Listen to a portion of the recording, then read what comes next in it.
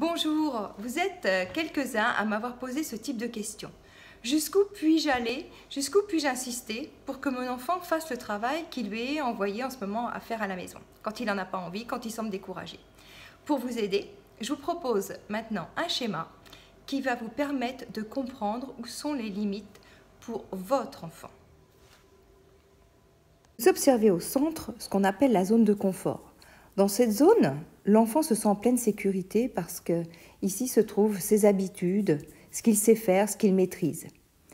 C'est facile pour lui. Alors, comme c'est facile, il va avoir tendance à vouloir y rester. Cependant, s'il y reste trop longtemps, eh bien, le risque est grand de s'y ennuyer. C'est le cas, par exemple, lorsque l'enfant a plusieurs exercices à faire sur une même notion. Pour le premier exercice, il est volontaire, parce que c'est l'occasion pour lui de valider, de s'assurer de ce qu'il a compris. Seulement les exercices suivants, le deuxième, le troisième, voire le quatrième, quand il y a plusieurs fiches, eh bien cela devient vite ennuyeux.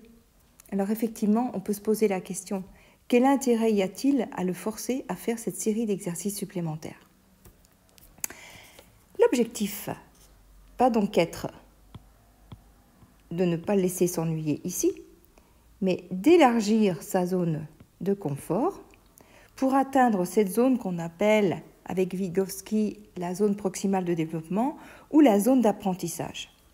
Ici, l'enfant est motivé.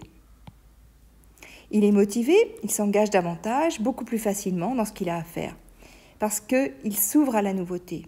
Il découvre, il cherche, il expérimente. Il se trompe, mais il n'a pas peur de recommencer. Et vous savez pourquoi? Parce que ce qui lui est donné à faire ici est motivant, stimulant. Et il sait qu'il va pouvoir y arriver. C'est juste une question de temps. Parce qu'il peut s'appuyer sur sa zone de confort. Il est encore tout proche.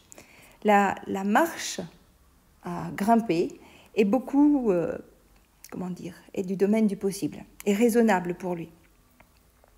Alors ici, c'est un espace où il ressent du plaisir, le plaisir d'apprendre, le plaisir de se dépasser.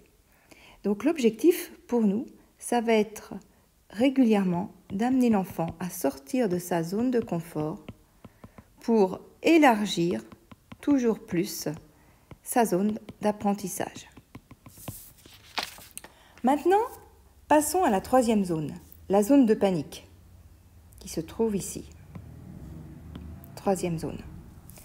Ici, c'est l'inconnu.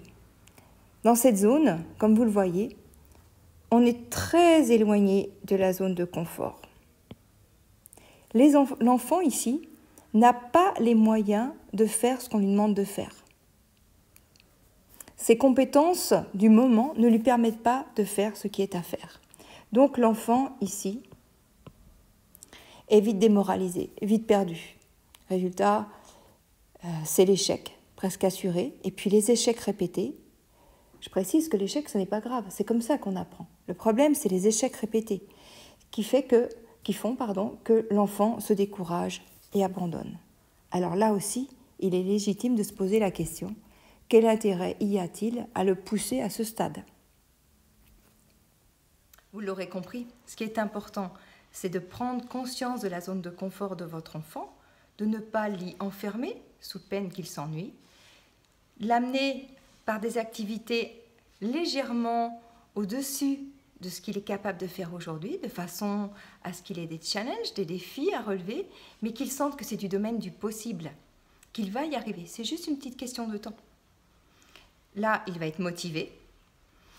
Et la limite supérieure, c'est de ne pas proposer des activités qui soient quand même trop difficiles, trop éloignées de sa zone de confort, pour qu'il craigne l'échec et abandonne.